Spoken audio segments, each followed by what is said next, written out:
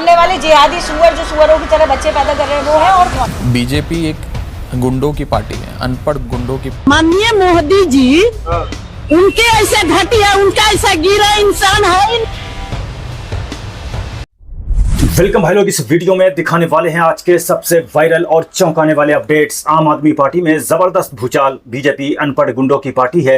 राघव चड्ढा का video viral. Ashok Mittal के यहाँ 10 दिन पहले ईडी की छापेमारी। अब बीजेपी में शामिल लोगों ने क्या कहा बताएंगे आपको। बीजेपी सीएम ने chief election commissioner Gyanesh Kumar के लिए मांगा भारत रत्न। फॉरेन पॉलिसी पर अमेरिका में बीजेपी लीडर राम माधव ने अपनी ही सरकार की खोल दी पोल। हुए ट्रोल। इटली ने फीफा वर्ल्ड कप को लेकर अमेरिका को जड़ा करारा तमाचा। पीएम मोदी को लेकर महिला नेत्री ने कह दी ऐसी बात, शख्स ने मुंह पकड़ा।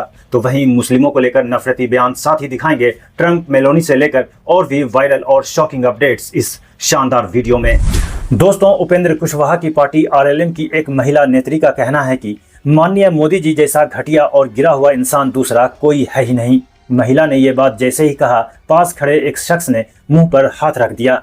माननीय मोदी जी उनके ऐसे घटिया, उनका ऐसा गिरा इंसान है ही नहीं, है ही नहीं। हटाओ बाबू, नहीं नहीं हटिए। महिलाओं से अपमान होता है। एक मिनट रुक के, नहीं नहीं नहीं जो सच है जो बिल्कुल राष्ट्रीय लोक मोर्चा की महिला है इसे। चलिए चलिए लाइए, मिल रहे हैं लेकिन मिल नहीं रहा। मिलेगा। मोदी जी ना जाने कितने आदेश दिए, हटिए। मोदी जी कितने आदेश दिए, नहीं बाबू रुकिए। तो दोस्तों, आम आदमी पार्टी के राघव चड्ढा, स्वाति मालीवाल, हरभजन सिंह समेत 10 में से 7 राज्यसभा सांसदों ने अब बीजेपी ज्वाइन कर लिया है। यानी अब आपके पास सिर्फ 3 ही सांसद बचेंगे। 2 अप्रैल को आम आदमी पार्टी ने राघव चड्ढा को राज्यसभा सांसद के डिप्टी लीडर पोस्ट से हटाया था। इसके बाद केजरीवाल की पार्टी ने लवली प्रोफेशनल यूनिवर्सिटी के वाइस चांसलर अशोक मित्तल को डिप्टी लीडर बनाया, जिसके बाद अशोक मित्तल के यहाँ 10 दिन पहले ईडी की छापेमारी हो गई। अब राघव चड्ढा के साथ मिलकर बीजेपी में चले गए। बीजेपी प्रेसिडेंट नितिन नवीन ने वेलकम किया है। अब दोस्तों, आम आदमी पार्टी छोड़ने के बाद सोशल मीडिया पर राघव चड्ढा का ये वीडियो वायरल है, जिसमें वो कह रहे हैं बीजेपी अनपढ़ गुंडों की पार्टी है। और मेरा ये मानना है कि बीजेपी एक गुंडों की पार्टी है, अनपढ़ गुंडों की पार्टी है। वो सिर्फ गुंडागर्दी करते हैं और पेट्रनेज देते हैं गुंडों को। तो वहीं राघव चड्ढा अब क्या कह रहे हैं ये भी सुन लीजिए। भारतीय जनता पार्टी की केंद्र की सरकार, माननीय प्रधानमंत्री नरेंद्र मोदी जी के नेतृत्व में जो सरकार चल रही है, उसने कई मजबूत ऐसे फैसले लिए जो आज से पहले नेता फैसले लेने से शायद डरते थे।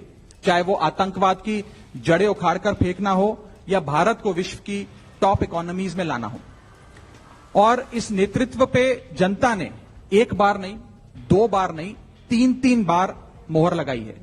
अब दोस्तों, इस पॉलिटिकल भूचाल पर जर्नलिस्ट अनिल यादव लिखते हैं, चड्ढा के बाद लवली प्रोफेशनल यूनिवर्सिटी वाले मित्तल भी निकल लिए, ईडी की जांच नहीं झेल पाए। तो वहीं अजीत अंजुम ने कहा कि राघव चड्ढा ने मुझे तो बिल्कुल नहीं चौंकाया, ये होना ही था। बीजेपी से उनकी सेटिंग पहले से ही थी, ऐलान आज किया है। तो वहीं अरविंद केजरीवाल कह रहे हैं बीजेपी ने फिर से पंजाबियों के साथ किया धक्का। दोस्तों, यूपी सीएम योगी आदित्यनाथ और पार्लियामेंटेरियन रवि किशन का ये वीडियो वायरल हो रहा है, जिसमें रवि किशन योगी आदित्यनाथ को फोटो के लिए डायरेक्ट कर रहे हैं। महाराज इधर, ठीक है ना? खाली एक इधर आ जाइए और खाली शेर का फेस और लो एंगल शूटिंग पे आ गए। ये तो जीवन में यही सीखा, कैमरा में आया। दोस्तों, बीजेपी लीडर राम माधव के अमेरिका के साथ भारत के रिश्ते पर बयान को लेकर कंट्रोवर्सी हो गया है। माधव ने वाशिंगटन में एक प्रोग्राम के दौरान कहा कि भारत ने अमेरिका के साथ अच्छे रिलेशंस बनाए रखने के लिए कई कदम उठाए हैं। भारत ने ईरान से तेल खरीदना बंद किया, रूस से तेल खरीदना बंद करने पर एग्री हुआ और अमेरिकी टैरिफ का भी अपोज नहीं किया। तो फिर आखिर भारत अमेरिका के साथ काम करने में कहाँ कमी कर रहा है? But where have we lagged behind? We agreed to stop buying oil from Iran. We agreed to stop buying oil from Russia, facing so much criticism from our Indian opposition. We agreed for 50% tariffs. Agreed means we did not say anything. We maintained our patience. 50% tariffs we agreed. Today, in the new trade deal also, we agreed for 18% tariffs, higher than what it used to be. I mean, average tariff. So, where is India lagging behind in that? What are those issues that where India is not doing enough? अब जाहिर है दोस्तों, ऐसे बयान के बाद बवाल तो होना ही है। फैक्ट चेकर मोहम्मद जुबैर ने लिखा, राम माधव के बयान का समरी, क्या कमी रह गई थी मेरे प्यार में। भारत ईरान से तेल खरीदना बंद करने पर सहमत हुआ। हम अपने विपक्ष की इतनी आलोचना के बावजूद रूस से तेल खरीदना बंद करने पर सहमत हुए। तो वहीं जर्नलिस्ट रणविजय सिंह ने लिखा, अब जब भी एंकर कूदते हुए बोले मोदी सरकार ट्रंप के आगे झुकी नहीं है, हमने रूस से तेल लेना बंद नहीं किया, तब बीजेपी के वरिष्ठ नेता राम माधव का ये वीडियो उनके मुंह पर फेंक कर मारे, अपने आप बोलती बंद हो जाएगी। तो वहीं श्रीनिवास लिखते हैं, राम माधव ने कागज के शेर की हवा निकाल दी है। उन्होंने बताया, साहिब सिर्फ झुके नहीं लेट गए।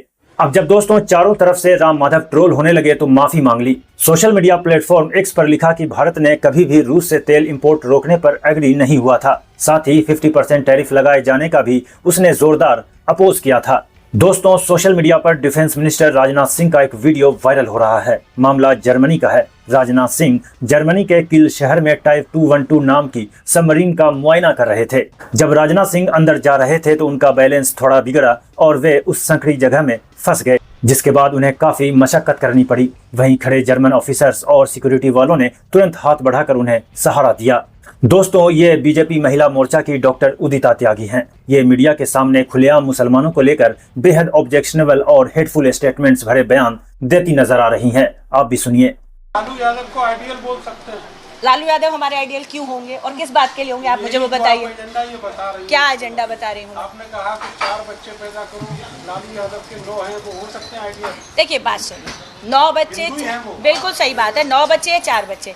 अगर मेरे बच्चों का गला कटने की स्थिति आएगी और मेरे घर में बच्चे और हथियार नहीं है तो मैं नहीं बचूंगी। ये तो सिंपल प्रैक्टिकल कैलकुलेशन है। 4 बच्चे होंगे, मेरे साथ लड़ने के लिए खड़े होंगे, हमारे बचने की संभावना होगी। तो ये तो आप संभावनाओं का खेल है। अब लालू यादव किसी के ना पहले आइडियल थे ना अब होंगे। 9 बच्चे पैदा करने के लिए हम नहीं कह रहे हैं, लेकिन हम चाहते हैं 3-4 बच्चे हर महिला पैदा करे। सामने वाले जिहादी सुअर जो सुअरों की तरह बच्चे पैदा कर रहे हैं वो है, और कौन है इसमें? आपको और कितनी क्लैरिटी चाहिए? हम मुस्लिम्स की बात कर रहे हैं। दोस्तों कई यूजर्स ने पोस्ट शेयर किया कि मुंबई वर्ली में बीजेपी की रैली के कारण लगे ट्रैफिक जाम में फंसी जिस महिला ने महाराष्ट्र सरकार के मिनिस्टर गिरीश महाजन और पुलिस को जमकर खरी खोटी सुनाई थी, अब उस महिला के खिलाफ FIR हो गई है। इस मामले पर खुद मुंबई पुलिस ने पोस्ट शेयर किया और बताया, उस महिला के खिलाफ कोई FIR दर्ज नहीं की गई है। हम आपसे और सभी से रिक्वेस्ट करते हैं कि सोशल मीडिया पर कुछ भी पोस्ट करने से पहले ऑफिशियल चैनल से फैक्ट्स वेरीफाई कर लें और गलत जानकारी फैलाने से बचें। दोस्तों इटली ने अमेरिका को खेल की दुनिया में तगड़ा झटका दिया है। हुआ ये कि इटली इस साल होने वाले फुटबॉल वर्ल्ड कप और लगातार तीसरी बार वर्ल्ड कप के लिए क्वालिफाई करने में नाकाम रहा है और इस साल का FIFA World cup America, Canada और मेक्सिको में खेला जाना है। ऐसे में डोनाल्ड ट्रंप के करीबी पाउलो जंपोली ने फीफा को सजेस्ट किया कि पॉलिटिकल टेंशन के कारण ईरान को वर्ल्ड कप से बाहर कर देना चाहिए और उसकी जगह इटली को शामिल करना चाहिए, और इसके लिए इटली को शामिल करने का फीफा को प्रपोजल दिया गया था। ऐसे में इटली गवर्नमेंट और फीफा दोनों ने इस प्रपोजल को ठुकरा दिया है। इटली का कहना है कि वो खैरात में नहीं बल्कि जीत कर खेलना चाहते हैं। ईरान अपनी जगह बरकरार रखेगा। दोस्तों अमेरिकी राष्ट्रपति ट्रंप के भारत चीन को नरक बताने वाले पोस्ट पर ईरान ने वाइल्ड कार्ड एंट्री लेते हुए ट्रंप की जोरदार क्लास लगाई है। वीडियो शेयर कर ईरान ने लिखा, भारत को नरक बताने वाले डोनाल्ड ट्रंप, कभी इंडिया आके देखो फिर बोलना। दोस्तों रिपोर्टर ने ट्रंप से सवाल पूछा कि ईरान की तरफ से जवाब का आप कब तक इंतजार करेंगे। जवाब में ट्रंप ने कहा, जल्दबाजी मत मचाओ। हमने वियतनाम जंग में 18 साल तक, ईरान में कई सालों तक, कोरिया जंग में 7 सालों तक और ईरान के साथ जंग के तो अभी 6 हफ्ते ही हुए हैं। On the war with Iran, how long are you willing to wait until you get a unified response? Don't rush me, Jeff. Guys like you want to say, oh, so we were in Vietnam like for 18 years. We were in Iraq for many, many years. We were in for all the, I don't like to say World War II because that was a biggie, but we were 4.5, almost 5 years in World War II. We were in the Korean War for 7 years. I've been doing this for 6 weeks. दोस्तों singer Neha Singh Rathore गीत गाते हुए BJP पर तंज कस रही हैं कि ये है बंगाल की झालमुड़ी साहेब, झाल ऐसी लगेगी तड़प जाओगे साहेब, लड़ लो बिना वोट चोरी के, तुम कितने पानी में हो साहेब नप जाओगे। देखो अच्छा नहीं वीएम से चुनाव, इन लुटेरों का कोई भरोसा नहीं। ओ साहब लड़ लो बिना वोट चोरी के, तुम कितने पानी में हो साहब नप जाओगे। साहब लड़ लो बिना वोट चोरी के, तुम कितने पानी में हो साहब नप जाओगे।